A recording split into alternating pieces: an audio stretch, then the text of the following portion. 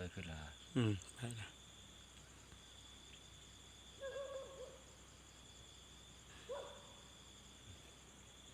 น้อยลงแล้วเบี้ยเห็น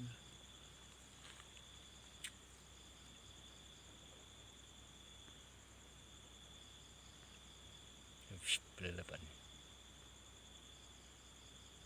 น้อยลงไว้เนาะ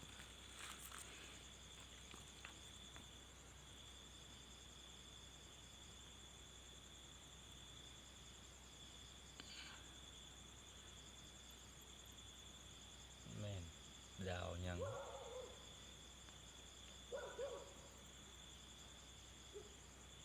ดาวเทียมบ่ย่านอยู่ย่านอยู่ถ้าเป็นดาวเทียมคือดวงนี้ได้สิเนี่ยคือปุติงแบบนั้นจ้ะนี่ก็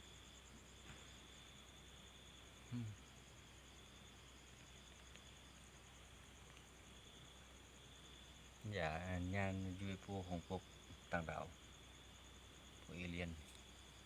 เห็นแล้วกล้องจับเลย